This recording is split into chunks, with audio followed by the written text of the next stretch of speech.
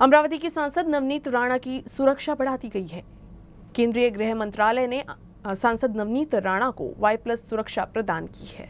केंद्र सरकार द्वारा प्रदान की जाने वाली सुरक्षा में SPO, NSG कमांडो, CSF बंदूकधारियों, सरकारी पायलट कार, 2 स्कॉर्पियो वाहन आदि प्रदान की जाएगी। सुरक्षा दल अब 24 घंटे सांसद नवनीत राणा के साथ रहेगा।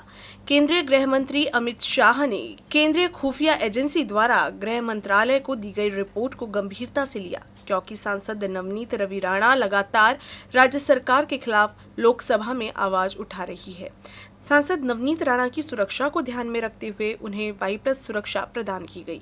केंद्राच्या काही अधिकाऱ्यांचा मला फोन आला की अशा प्रकारे केंद्राची एजन्सी सिक्युरिटी आपल्याला मिळालेली आहे, नवनीत राणांना काहीतरी थ्रेट आहे आणि दिल्लीवरनं सकाळच्या फ्लाईटनी CRFचे जे मेन कमांडो अधिकारी आहेत ते अमरावतीला आले आमच्या घरी।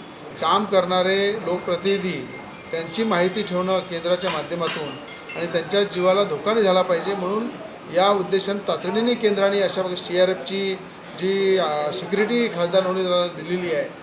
मला असं वाटते महाराष्ट्रामध्ये शरद पवार साहेबांच्या घरी ज्या पद्धतीनं काही लोकांनी आंदोलन केलं आणि महाराष्ट्राची पोलीस तिथे कमी पडली, तर त्याच आधारावर कुठेतरी खासदार नवनीत राणा यांच्या जीवाला धोका आहे या उद्देशानं या ठिकाणी CRFची जे पोलीस सिक्युरिटी जी आहे ती दिल्लीवरनं त्यांना मिळाली आहे आणि मला असं वाटते की महाराष्ट्र हा पश्चिम बंगालच्या दिशेने चाललेला आहे। अमरावती जिले के दरियापुर तहसील में रेत माफियों पर कार्रवाई के दौरान तलाठी पर जानलेवा हमला किया गया। इस मामले में अवैध रेत तस्करी करने वाले ट्रैक्टर चालक के खिलाफ दरियापुर पुलिस थाने में मामला दर्ज किया गया। तो वहीं रेत माफियों की दादागिरी की वजह से राजस्व विभाग में हड़कंप मच गया है। दरियापुर तहसीलदार को गुप्त सूचना मिली थी कि अमरावती जिले के दरियापुर तहसील के नांदेड़ बुद्रुक रेत घाट में अवैध रूप से रेत की तस्करी की जा रही है। इस जानकारी के आधार पर दारापुर तलाठी अतुल दालू, नांदेड़ा तलाठी राहुल आवारे, मारकंडा तलाठी भारत महाजन और वडूरा तलाठी सौरभ वानखड़े तहसीलदार के आदेश पर घटनास्थल पर पहुंचे। उन्हें देख रेत तस्कर भागने लगे। उनका पीछा करने के दौरान तस्करों ने तलाठी की गाड़ी पर ट्रैक्टर चलाते हुए उन्हें जान से मारने की कोशिश की। गनीमत रही कि इस घटना में कोई हताहत नहीं हुआ, लेकिन आरोपी भागने में सफल रहे। घटना की जानकारी तलाठी राहुल आवारे ने पुलिस को दी और ट्रैक्टर चालक के खिलाफ मामला दर्ज किया। सलमान शेख अब्दुल राजी हा याचा मुलगा जो आहे तो रेती घाटमधून अवैध रेती उत्खनन करून वाहतूक करून राहिला अशी खबर मिळाली होती आणि त्यांनी 2 ट्रॅल्या ऑलरेडी प्लॉटवर जे नांदेड बुद्रुक आहे तिथे प्लॉटवर 2 ट्रॅल्या टाकल्या होत्या। तो ट्रॅक्टर जसा दिसला आम्ही त्याच्यासमोर गाडी लावली आणि जसं आम्हाला त्याने ओळखलं तसंच त्यांनी तो ट्रॅक्टर त्याला थांब म्हटलं। आमचे बाकीचे 3 सहकारी उतरले आणि त्याला थांब म्हटलं, परंतु तो त्या थांब म्हटल्यानंतर तो न थांबता आमचे सहकारी सौरभ वानखडे यांच्या अंगावरून ट्रॅक्टर नेण्याचा त्यानं प्रयत्न केला। त्या दरम्यानच त्याचा मागची ट्रॅली त्या गाडीला चा काच आणि समोरचं बोनेट हे घासून त्यांनी ट्रॅक्टर पळून नेला। त्याच्या मागं मी गाडी लावली तरी त्यांनी गाडी थांबवली नाही आणि मधात चालत्या गाडीमध्ये ट्रॅक्टरमध्ये त्यांनी रेती खाली सांडवली आणि माझा रस्ता ब्लॉक करून टाकला आणि तो समोर चालला गेला। त्याचे वडील मागून आले आणि त्यांनी म्हटलं का तुम्ही माझ्या ट्रॅक्टरच्या मागे कशाला धावून राहिले, जाऊ द्या गाडी, आणि हे तर जुनंच दिसून राहिलं असं तो तिथं अरेरेवी करायला लागला। मी त्याच्यासोबत काही बोललो नाही आणि वापस चाललो। आमच्या तहसीलदार साहेबांना आम्ही त्याचा माहिती दिली। तहसीलदार साहेबांनी आम्हाला इथे पोलीस स्टेशन म्हणून दर्यापूर येथे येऊन FIR करण्यासाठी सांगितले आणि आम्ही इथे FIR करण्यासाठी जमलो। डॉक्टर बाबा साहेब आम्बेडकर जयंती के मद्देनजर अमरावती शहर में परिवहन विभाग द्वारा कई मार्ग बंद किए गए हैं। आम्बेडकर जयंती पर निकाले जाने वाले जुलूस को ध्यान में रखते हुए पुलिस ने यातायात में बदलाव किया है। ट्रैफिक पुलिस द्वारा अंतिम अधिसूचना जारी कर शहर में आम्बेडकर जयंती के मद्देनजर इरविन स्क्वायर पर आने वाले सभी ट्रैफिक को डाइवर्ट कर दिया गया है। अधिसूचना 14 अप्रैल को सुबह 5 बजे से दोपहर 12 बजे तक लागू रहेगा। नागरिकों से अनुरोध है कि वे वैकल्पिक मार्ग अपनाकर पुलिस का सहयोग करें। शहर में कई मार्ग बंद रहेंगे, जिनमें इरविन चौक से खापरडे गार्डन तक का रास्ता सभी प्रकार के वाहनों के लिए बंद रहेगा। गर्ल्स हाई स्कूल चौक से इरविन चौक तक का रास्ता भी सभी प्रकार के वाहनों के लिए बंद रहेगा। बाबा कॉर्नर से इरविन चौक तक का रास्ता सभी प्रकार के वाहनों के लिए बंद रहेगा। रेलवे स्टेशन चौक से मर्क्यूरी टी पॉइंट से इरविन चौक तक का रास्ता सभी प्रकार के वाहनों के लिए बंद रहेगा। इरविन चौक से मालवीय चौक तक का भी रास्ता बंद रहने वाला है। राजापेट से इरविन चौक तक का फ्लाईओवर पर यातायात बंद रहेगा। इसी तरह संत गाड़गे बाबा समाधि स्थल से इरविन चौक तक फ्लाईओवर पर यातायात बंद रहेगा। साथ ही ट्रैफिक ऑफिस से इरविन चौक से होली क्रॉस स्कूल के प्रवेश द्वार तक कोई भी वाहन पार्क नहीं किया जा सकता है।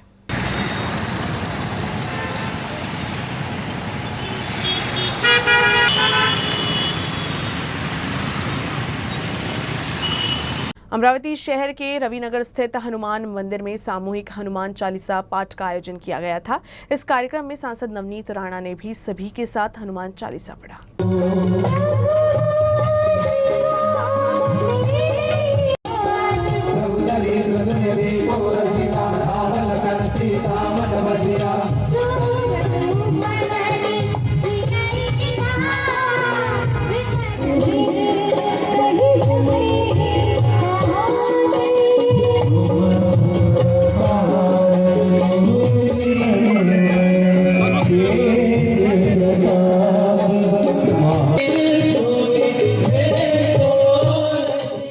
अमरावती की सांसद नवनीत राणा आलिया भट्ट की फिल्म के एक गाने पर थिरकती नजर आई।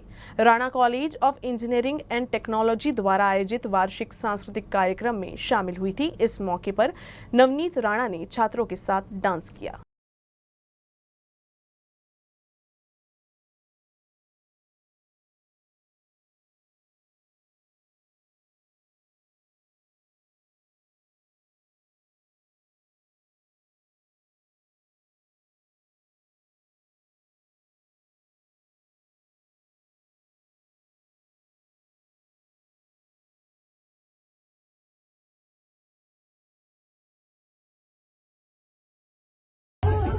राज्य में बिजली संकट के बीच ऊर्जा मंत्री डॉक्टर नितिन राउत ने नागरिकों से बिजली बचत की अपील की है। बिजली की कम उपलब्धता और बढ़ती मांग को देखते हुए राज्य में लोड शेडिंग किया जा रहा है। अगर नागरिक बिजली की बचत करते हैं तो लोड शेडिंग टाला जा सकता है। निश्चितच भारनियमन हे सप्लाय डिमांड आणि सप्लायवर डिपेंड असतं। तर ज्या ठिकाणी भारनियमन होते फार आहे कमी प्रमाणात, परंतु लोकांनी स्वतः जर काळजी घेतली आणि विजेची बचत जर केली, मला वाटतं याच्यावरती आम्ही मात करू शकू।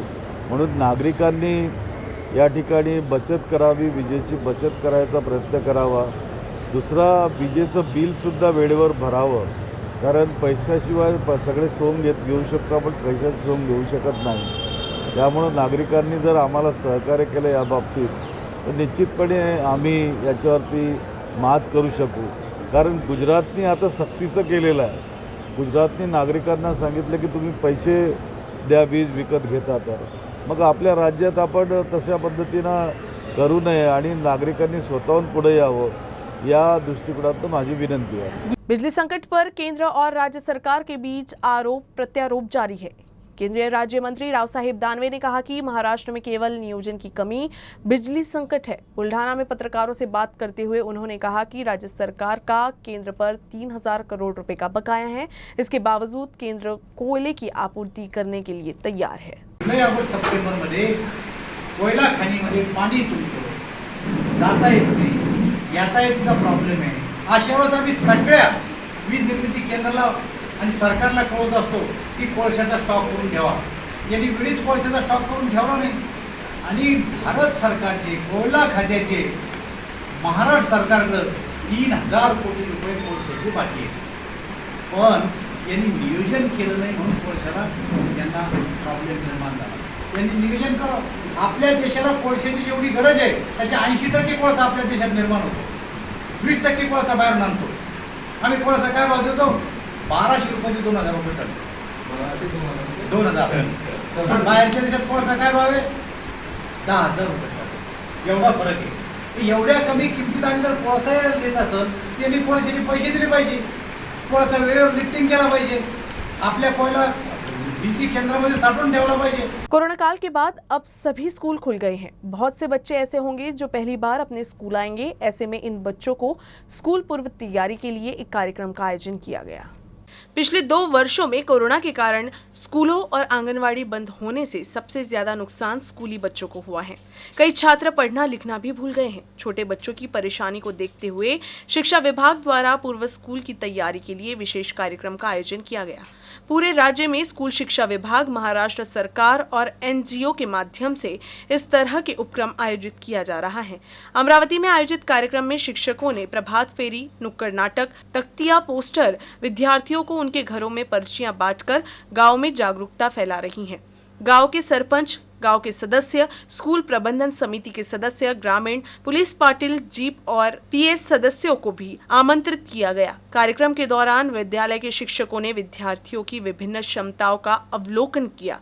शारीरिक विकास, बौद्धिक विकास, सामाजिक एवं भावनात्मक विकास, भाषा विकास, पूर्ण गणना के लिए स्टॉल लगाए गए।